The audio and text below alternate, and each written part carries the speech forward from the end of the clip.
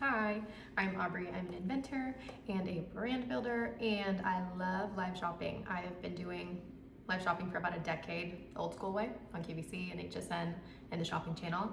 And I am working on a beauty brand and learning how to live shop from home. So, in the spirit of learning something new, talking about a few questions I have here this week, and specifically on taste, which I think it's a very interesting and subjective topic. So here are my thoughts. I've got a couple questions. Number one is, can taste be learned? And I think yes and no. The reason I say yes, because I think taste, you learn over time, like your taste develops. And I also think no, in the sense that taste is like, comes from inside. Like I feel like if you try to learn someone else's taste, you will lose your own. And I think your own taste, no matter what it may be, is so much more interesting than trying to adjust it or copy someone else's. So I feel like yes and no on it being learned. Like my taste has definitely evolved over time, changed over time, but then some things have stayed very much the same. Like I always have loved simple clothes, funky shoes, for whatever reason, even as a kid.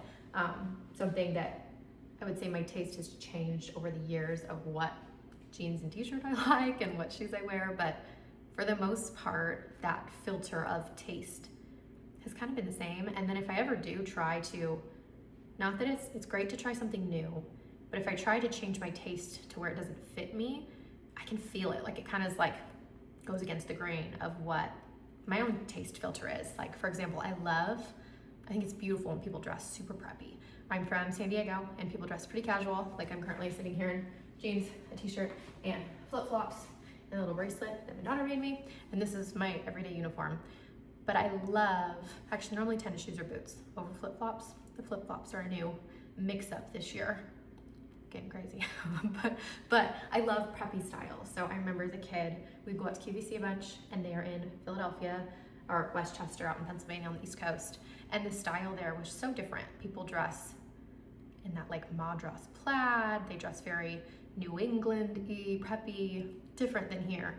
And many times I've bought pieces that look that way, and I like preppy things, but it just doesn't fit. Like my taste doesn't filter through that way well. And so it's been interesting. That's something I have learned, is that even though I like preppy things, I don't dress preppy. It just doesn't fit well with, I don't know, my own taste filter.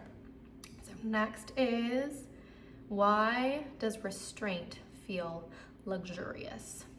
Why does restraint feel luxurious? I think it feels good to use what you have. It feels good to, it doesn't feel good to have too much, to be honest. Not that I live in America, so I'm overly blessed to have so much. So that's a tricky thing to say, I guess. But when you are, how about an example, when you're buying a dish soap, I love this dish soap, one of my favorites. Actually, I like the dish soap bottle. I don't like the goop inside as much that it comes with. I don't love the scent. It's not fragranced, but the essential oils in it aren't my favorite. And then it's a little watery.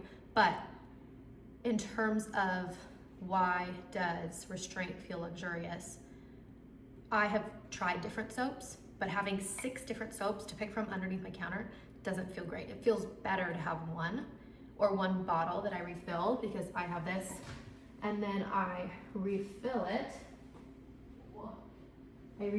With this. Is my personal, like I like this soap better, but I like this bottle, but I don't like having 6 of them. So personal preference. I feel like restraining,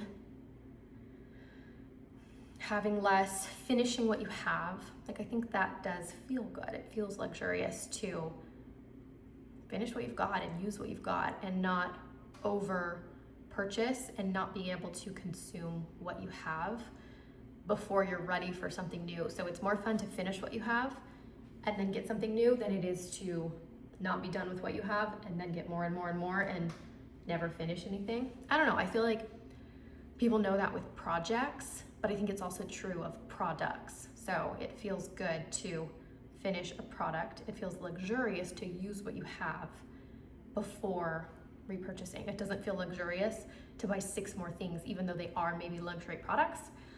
Like, I don't know if you can have a luxury dish soap, but I feel like that's kind of it's in the category of outside of a need into a want of a dish soap, but having 6 other ones wouldn't feel luxurious. It feels luxurious to have one that I like, that is filtered through my taste, that I personally like, and to use it. Like that feels like a restrained dish soap.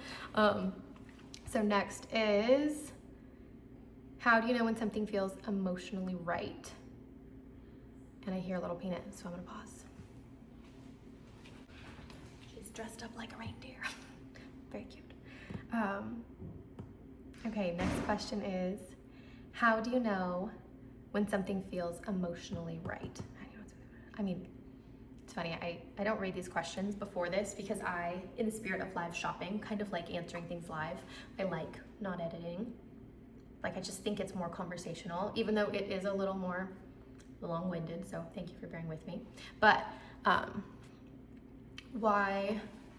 do you know when something emotionally feels right? I feel like you just do, like, is the answer.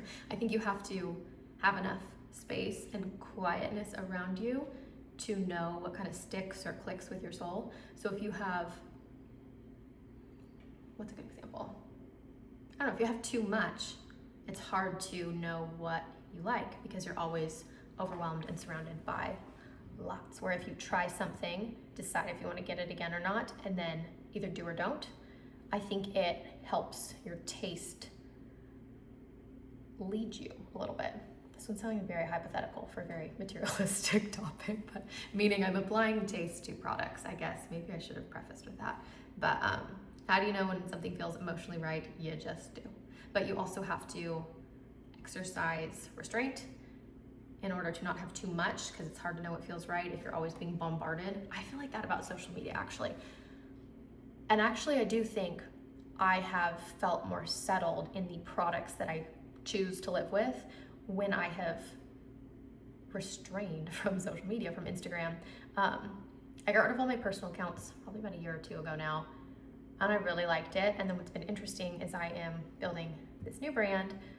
I mean, you can't just launch a website and not talk to anybody. So trying to figure out the balance of how I can be present in some way of social media for work, but personally, I don't like it because I feel like being spammed with 100 products over and over of what I should have, should buy, should get, feels emotionally draining, and it also like takes away the enjoyment of what I do physically have sitting all here around me. So I think I went way off topic there, but let's see. Next is, what creates a sense of quiet luxury?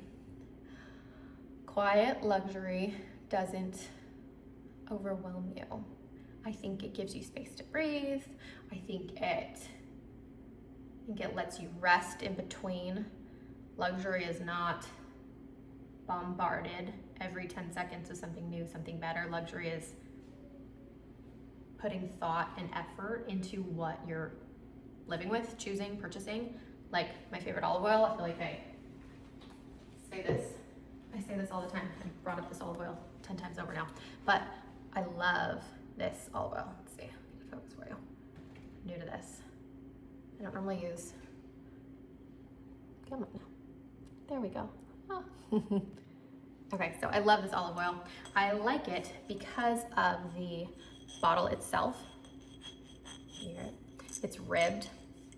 I think it's really enjoyable to use. I like the size. I have bought the jumbo before and I don't like the jumbo. I like this size. Like, I would refill this size before I would buy the jumbo, personally. But I think creating a sense of quiet luxury, I think it's luxurious to have one that you like. It just feels good. It feels better to have one that you like than to be constantly piling in.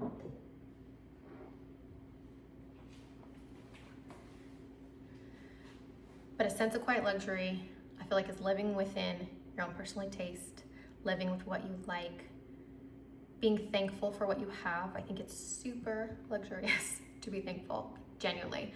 I think if you are, like, say you could have a Chanel purse that's beautiful, but not be thankful for it and not be grateful, and I think it loses its luxury. But I think you could have a hand-me-down leather purse with no brand, no name on it, and you're super appreciative of it because your grandma gave it to you or your friend let you borrow it, and there's like a sense of thankfulness there. And I think that sense of thankfulness luxury to it. I think that makes that piece feel more luxurious than any dollar amount could put on something. And last one is, why do some objects feel beautiful to live with long term? I think stuff is stuff. So stuff is fun, it's not fulfilling. Like, I work in product development, in brand building, and ultimately, like, that's not what really matters in life. So just prefacing with that, like, what matters is like your soul and like loving people and loving God. Like, I feel like, or loving God and loving people, that is genuinely like what matters in life. So outside of that, products are fun. And so when you're living with products long term, just reality, like, you're touching them every day. Like, that olive oil I use once or twice a day to cook with. It is in my personal space. I'm touching it all the time. My dish soap I use at least 3 times a day, if not more, doing dishes every day. So that is in my space. And I think there's a sense of space being over cluttered where then you don't feel restful in your own surroundings. And I think things feel beautiful when they are intentional, when they are used, and when they feel fitting to you. So I like that dish soap bottle. I like a squeeze bottle. I don't love a flip cap. I like I don't know what this cap is called. That type of cap, like the pop cap. I like this little bee on the back that I see sitting there. So those are things that, like, I feel like my taste has filtered through. So I've tried a bunch of dish soaps, but that dish soap fits with me. I enjoy it. I like using it. And refilling it and having it be a part of my everyday routines, I think feels beautiful to live with long term. Flip side is, you may not care about dish soap and you stick it under the counter, or you don't care and you leave it on the counter. All are fine avenues, but I think when it's talking about objects feeling beautiful to live with long term, it's realizing the things you actually touch all day long. Like, I'm touching my countertops, I'm touching my faucet, I'm touching my towels. I love these towels from Williams Sonoma. They come in different textures. I touch all of these things all day long, every day. Those everyday touch points, when you make them feel beautiful, I feel like, I don't know, it makes doing dishes more fun. It just kind of makes things flow beautifully, and being intentional about what those things are, filtering them through your own personal taste. Because, like, my mom has a glass, almost like an olive oil pour, but it's like a glass dish soap pour. She loves it. I don't love it for me personally. I like squeezing mine. I don't know why, just do. But so her taste is different than mine. She also loves orange, and hers is orange, which I love because I love her. But that is her taste. And so filtering her dish soap bottle through her taste feels good in her house. Filtering my dish soap bottle through my taste feels good in my house. And it feels beautiful to live with these little everyday things because they have been filtered through your own soul's taste, is what I would think on taste. So what do you think on taste? I'm curious. If you got this far, 13 minutes in, that's a long time. I'm always curious, like, what different people find to be tasteful, because I think every single human is different. So that taste filter of what you think is tasteful for your own self, you think is tasteful for somebody else, I think is different. I'd be curious. So if you happen to make it this far, let me know what you think on taste, and I appreciate it. And I'm happy to be here. And I finished another round of my little papers, which is exciting. It's my little YouTube prompt question papers. And also, I've said this before in videos too, but for full, like, I like being overly honest personally. So with all of this, I have been using ChatGPT to help me in different ways though. So what ChatGPT, I always say it wrong, has done for me is that it's created question prompts for me. And each week, like right now we're in week 4 on taste, has 4 questions. Here we go. And I have been answering them, but I personally don't like getting any talking points or tips or information from ChatGPT on my answers. I like answering myself. And I'm a little long-winded. I probably could speak more succinctly, but I enjoy a live conversational format. So that's what I've been doing. I'm trying it out. Learning how to do this sort of live shopping, sort of whatever we call this, YouTubing, outside of QVC, and I am excited for it. So thank you very much, and I'm happy to be here.